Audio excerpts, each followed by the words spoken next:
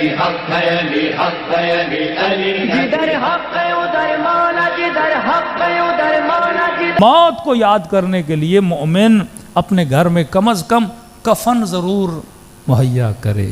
ہمارے ہاں بڈھے حضرات کفن لیتے ہیں، جوان نے تو کہا مجھے کفن کی ضرورت ہی نہیں ہے، پھر وہی غفلت، پھر وہی گمان کہ میں نے کبھی موت نہیں دیکھنی۔ پر میں کفن لے کر رکھا کرو۔ کفن لینے کا مطلب یہ ہے انضام تو منکم اولیاء اللہ، موت کی تمنا کرو۔ اگر تجھے یاد موت ہے تو یاد موت کے لیے سفر کی تیاری کیوں نہیں ہے؟ بندے نے اگر گاڑی لی ہے تو ڈرائیونگ لائسنس رکھے گا، اگر سفر کے لیے جانا ہے تو گاڑی میں پیٹرول بھروائے گا۔ ایک بندہ کہے میں نے سفر پہ بھی جانا ہے، نہ ڈرائیونگ لائسنس ہو نہ پیٹرول کا بندوبست کرے تو دنیا کہے کہ اس نے تو جانا ہی نہیں ہے۔ اگر میں نے موت کی تیاری کر رکھی ہے، کیا اپنی حلال کی کمائی سے میں نے کفن کا بندوبست کیا ہے کہ نہیں؟ تیسری چیز فرمایا وصیت ضرور کیا کرو۔ وصیت بھی یاد موت کا نام ہے۔ جب تک ہم بستر مریضی پہ لیٹ نہیں جاتے تب تک ہم وصیت نہیں کرتے۔ جب تک ڈاکٹر نہیں کہتا کہ جناب آپ تھوڑی دیر کے مہمان ہو تب تک ہم وصیت نہیں کرتے۔ فرماتے 15 سال کے بعد کم از کم سال میں ایک مرتبہ وصیت کیا کرو تاکہ تیرے رشتہ داروں کو پتہ ہو کسی سے تم نے کچھ لیا ہے، کسی کو کچھ دینا ہے۔ کچھ نمازیں قضا ہے تو بتا لو جناب اگر میں مر گیا یہ 6 مہینے کی نمازیں پڑھا لیجئے گا، میں مر گیا تو یہ 2 مہینے کے روزے رکھوا لیجئے گا۔ اور وصیت بھی کیسے کریں؟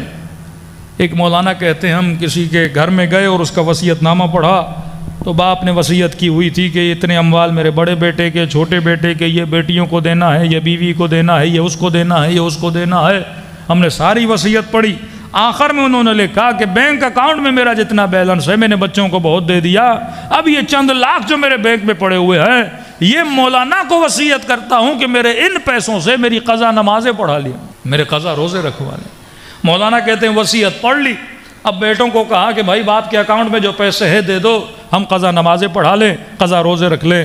تو بڑے بیٹے نے کہا جب خود نہیں پڑھی ہمیں کیا ضرورت ہے پڑھانے کی، اتنی فکر تھی دنیا میں خود پڑھ لیتا، اب چند پیسے چھوڑ کے گیا ہے وہ بھی ہم نے قضا نمازوں کے لیے۔ اسی لیے رسول کے بعد جب اس مرحوم کے 2 بیٹے آئے اور کہنے لگے کہ یا رسول اللہ پورے کھجوروں کا گودام تھا اور ہم نے غریبوں میں تقسیم کر دیا اپنے والد کے ایصال ثواب کے لیے، نبی نے کہا اللہ ایسی اولاد ہر باپ کو عطا کرے، اور نبی کو اس گودام میں لے گئے، یا رسول اللہ دیکھیے اتنی کھجوریں تھی ہم نے پورے شہر کے غریبوں میں تقسیم کر دی۔ نبی کی نگاہ زمین پر پڑی اور زمین پر ایک کھجور کا ٹکڑا تھا، نبی نے اس کھجور کو اٹھایا، بڑی حسرت سے دیکھا اور کہنے لگے جتنا کچھ تم نے اللہ کی راہ میں دیا ہے اگر ایک کھجور خود اپنی زندگی میں دیتا اس کا ثواب سارے مال کی خیرات سے بھی زیادہ تھا۔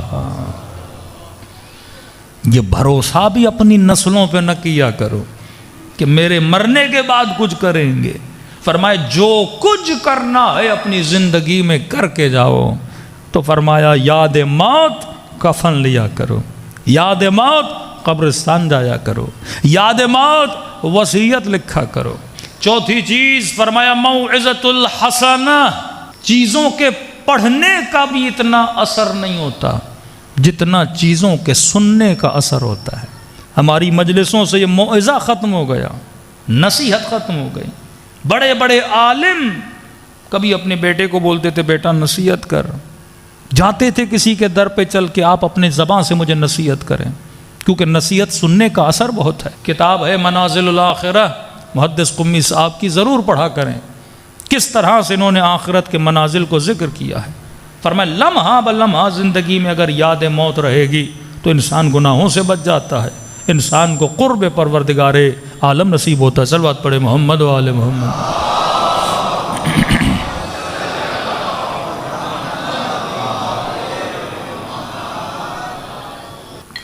صلوات پڑھے محمد و آل محمد۔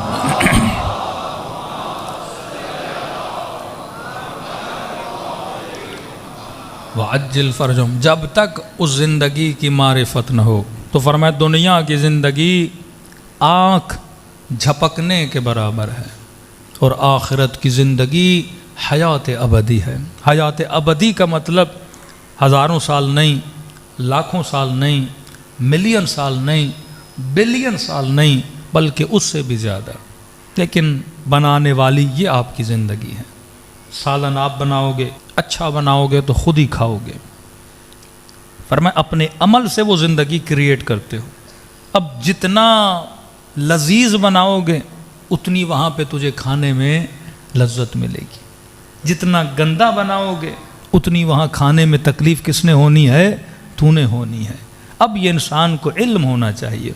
اور دوسری نشانی جو معصوم نے عقل مند کی بتائی، ایک تو کہ ہمارے شیعہ عقل مند ہوتے ہیں، دوسری نشانی عقل مند کی یہ بتائی کہ عقل مند وہ ہوتا ہے جو ہمیشہ یاد موت میں رہتا ہے۔ جسے موت کی یاد نہیں اس انسان کی زندگی کا کوئی فائدہ نہیں۔ لیکن ایک جھلک بتا دوں کہ وہ زندگی کیسی زندگی ہے، واقعاً وہاں پہ ہم رہیں گے کیسے، جئیں گے کیسے؟ اتنے سال ہم نے اس دنیا میں رہنا ہے تو ہم کریں گے کیا؟ یہاں کی لذتوں کا تو پتہ ہے، بندے نے بریانی کھا لی، گھومنے چلا گیا، گپے شپے مار دیے، 4 چیزیں دیکھ لیں، یہ دنیا کے مزے۔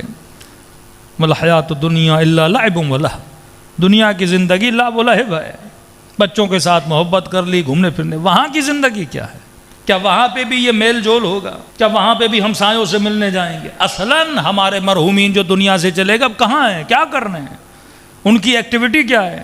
اصلاً یہ مجلس حسین جو ہم کرا رہے ہیں کہ ہمارا مرحوم دیکھ بھی رہا ہے کہ نہیں؟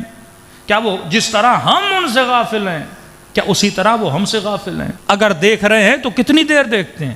اگر دنیا میں آتے ہیں تو کب آتے ہیں؟ جب ہم ان کی قبروں پہ جاتے ہیں کیا وہ ہمیں دیکھتے ہیں؟ کیا ان کو پتہ بھی چلتا ہے کہ میری کوئی ماں، میرا کوئی بھائی، میرا کوئی دوست میری قبر پہ بھی آیا ہے کہ نہیں؟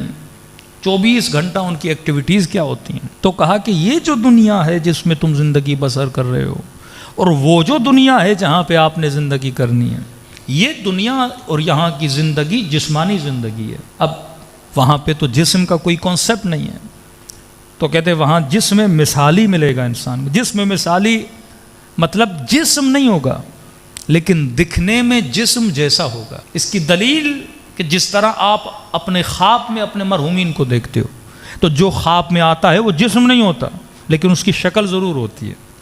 جو خواب میں آتا ہے اس کا وزن نہیں ہوتا لیکن اس کا حلیہ ضرور ہوتا ہے۔ تو شکلیں سب رکھیں گے لیکن جسم وہاں پہ کوئی نہیں رکھے گا، کیونکہ جسم ہوگا تو ثقیل ہوگا، ثقیل ہوگا تو وزنی ہوگا، وزنی ہوگا تو سفر کو طے کرنے میں اسے ٹائم لگے گا، اور جہاں ٹائم لگ جائے تو وہاں آخرت نہیں ہے۔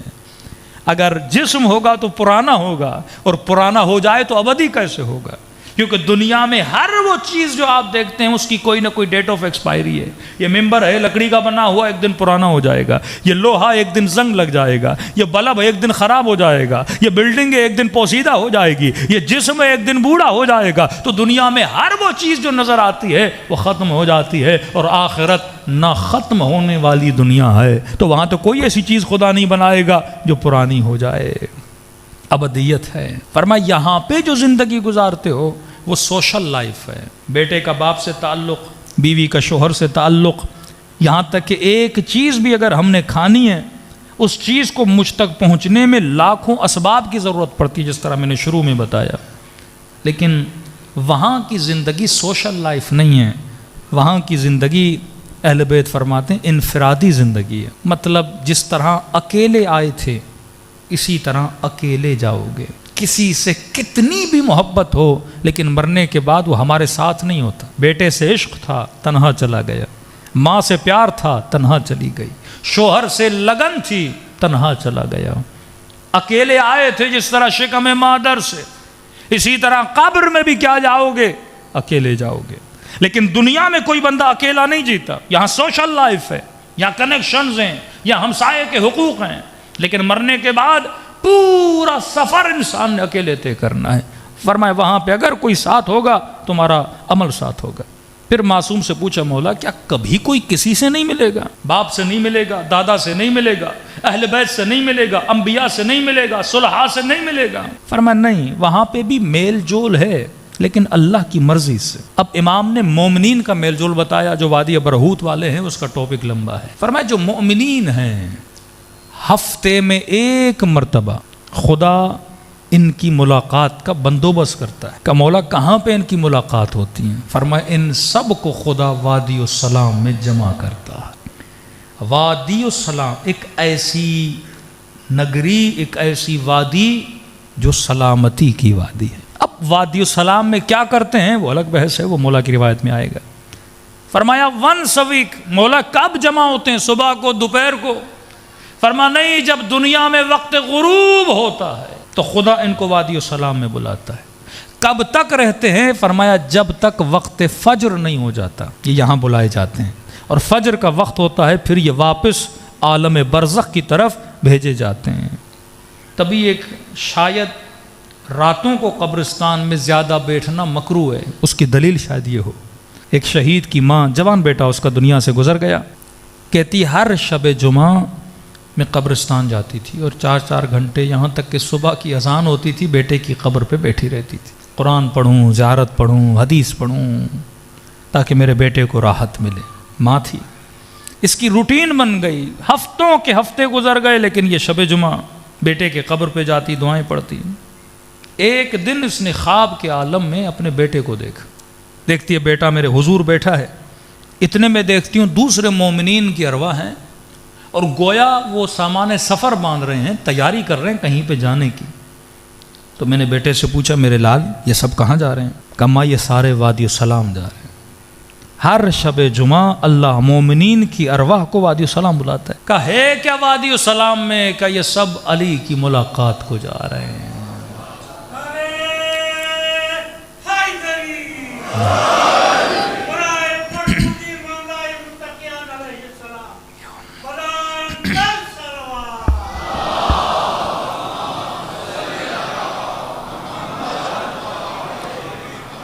کہا یہ سب امیر المؤمنین کی ملاقات کے لیے جا رہے ہیں۔ اب یہ بھی سوچئے کہ واقعاً کی بات نکلی ہے، آخرت میں عمل نہیں ہے کہ میں عمل کر کے ایک مقام حاصل کروں، نماز پڑھوں ثواب لوں، روزہ رکھوں ثواب لوں، رجب کا مہینہ ہے، عمل کا مہینہ ہے، مرنے کے بعد اعمال بند۔ لیکن فرماتے ہیں مرنے کے بعد علم بند نہیں ہوتا، یعنی جو ادنا سے ادنا ترین درجے میں بھی ہے اسے یہ اجازت ہے کہ وہ علم حاصل کرے، اور یہ علم کہاں سے ملتا ہے؟ محفل محمد اور آل محمد۔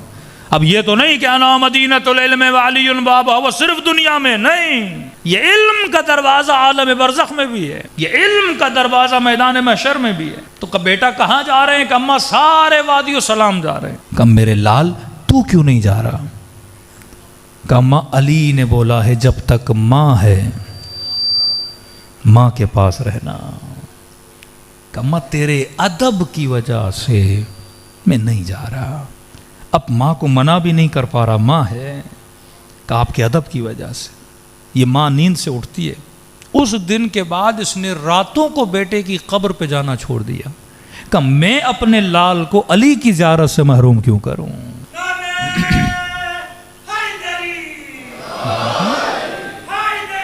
یا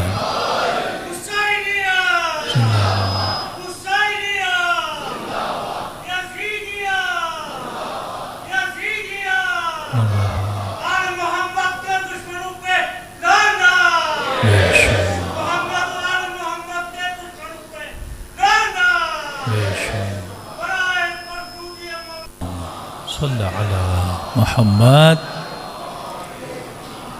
کہ میں اپنے لال کو کیوں محروم کروں امیر المومنین کی زیارت سے؟ اب اس کے دلیل میں بہار کی ایک روایت ہے، فرماتے ہیں امیر المومنین اپنے ایک صحابی کے ساتھ کوفے سے 1.5-2 فرسخ باہر نکلے۔ شاید مومنین پوچھیں کہ مولانا وادی السلام دقیقاً کہاں پر ہے؟ کیونکہ نجف جو ہے وہ آج نام رکھا گیا ہے، امیر کے زمانے میں نجف کا کوئی نام نہیں تھا، یہ تو قبر امیر المومنین کے انکشاف کے بعد نام رکھا نجف اشرف، لیکن پہلے تو کوفہ تھا۔ فرماتے ہیں 1.5 فرسخ کوفے سے باہر نکلے تو مولا کا صحابی کہتا ہے تا حد نگاہ قبریں ہی قبریں تھیں، اور میں نے کہا مولا یہ کون سا مقام؟ امام نے فرمایا یہ وادی السلام ہے۔ کہ بس قبرستان میں داخل ہوئے اور علی نے سلام کیا السلام علیکم یا اہل لا الہ الا اللہ، اور سلام کرنے کے بعد علی نے کلام کرنا شروع کیا، کہ باتیں کرنے لگے، میں خاموش کھڑا رہا، گفتگو اتنی لمبی ہوئی کہتا میں تھک کے بیٹھ گیا، بیٹھنے کے بعد کئی گھنٹے گزر گئے، بالآخر مجبور ہو کے میں نے کہا یا علی آپ بھی بیٹھ جائیے، میں بھی بیٹھ کے تھک گیا ہوں، مولا اتنے گھنٹے کس سے کلام کر رہے ہیں؟ امام نے فرمایا میرے صحابی اگر تیری آنکھوں سے خدا پردے ہٹائے تو حلقاً حلقہ تو گروہ لاکھوں مومنین کو دیکھے جو وادی السلام میں بیٹھے ہیں اور میں علی تقسیم علم کر رہا ہوں. ہاں؟ فرمایا ہر شب جمعہ، جب بھی شب جمعہ ہو، وہ انبیاء ہوں، وہ اولیاء ہوں، وہ صالحین ہوں، وہ سارے وادی السلام میں جمع ہوتے ہیں. اب سوال یہ کیا یہ وادی السلام زمین کا حصہ ہے؟ نہیں، ایک تمثیل ہے وادی السلام، جہاں پہ ساری ارواح کو حاضر کیا جاتا ہے اور اہل بیت کی محفل ہوتی ہے. تبھی ہر مومن کی ایک تمنا رہی ہے کہ میری قبر کہاں ہو؟ وادی السلام میں ہو. اب کسی نے کہا مولانا یہ اتنا آسان تو نہیں، اب ہر بندہ وادی السلام میں دفن ہو اور دنیا میں کروڑوں مومنین، تو زمین کم پڑ جائے نا. تو کسی نے میرے چھٹے امام سے کہا کہ مولا میرا بھائی بغداد میں ہے اور پتہ چلا ہے کہ بیمار ہے. حکیموں نے جواب دیا ہے مولا مجھے خوف ہے کہیں بغداد میں مر گیا تو میں اسے وادی السلام میں دفن نہیں کر پاؤں گا. امام نے فرمایا گھبراؤ نہیں، ہمارا چاہنے والا دنیا کے کسی بھی کونے میں مر جائے، کہیں بھی دفن کر دیا جائے، اللہ حکم دیتا ہے کہ اس کے بدن کو وادی السلام کی طرف بھیجا جائے.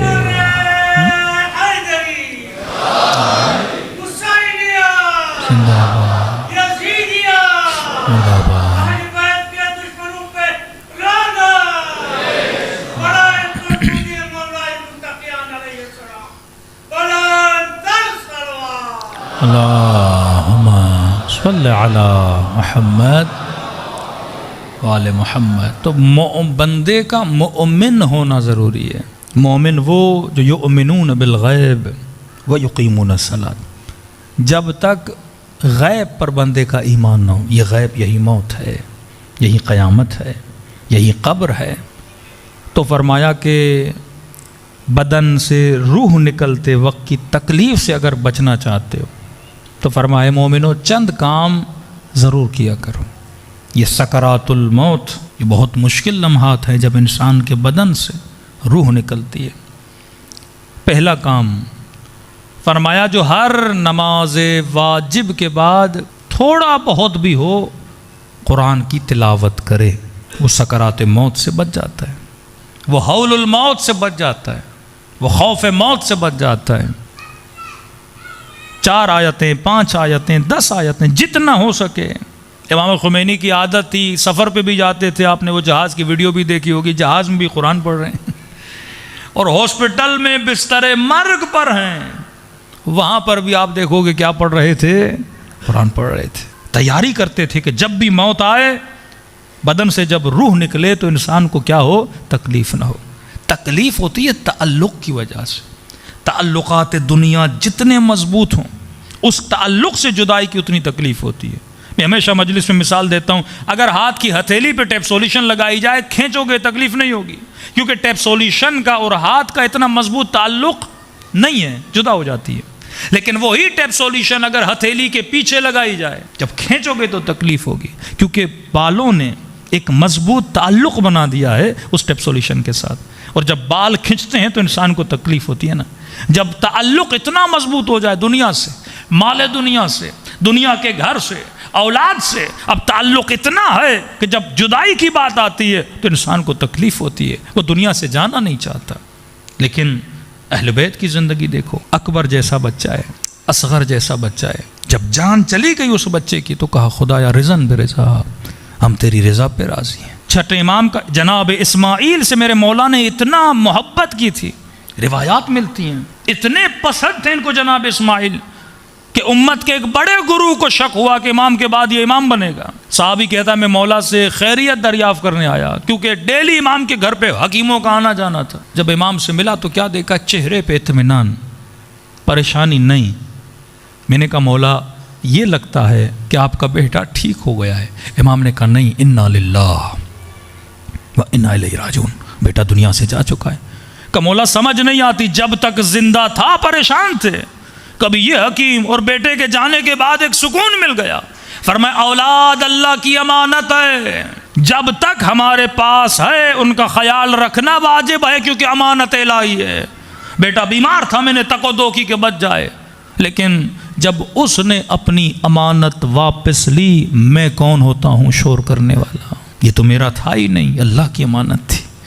تو جب تک چیز ہاتھ میں ہے خیال کرو، جب دنیا سے چلی گئی اب اس پہ اتنا رونا اور گریہ کرنا انسان کے لیے مناسب نہیں ہے۔ اب رونا محبت میں آتا ہے، وہ انسان کی فطرت کا تقاضا ہے، لیکن اس رونے سے اچھا ہے اس بیٹے کے لیے انسان قرآن پڑھے نا، اس رونے سے اچھا انسان زیارت عاشورہ پڑھے، اس رونے سے اچھا ہے اس کی انسان قضا نمازیں پڑھے، قضا روزے پڑھے۔ تو معصوم کیا فرماتے ہیں کہ جب تک اولادیں ہیں ان کا خیال کرو، لیکن جب اللہ امانت لے لیتا ہے تو یہ تمہاری چیز تھی نہیں، جس نے دی تھی اس نے اپنی طرف پلٹا دی۔ صلوات پڑھے محمد و آل محمد۔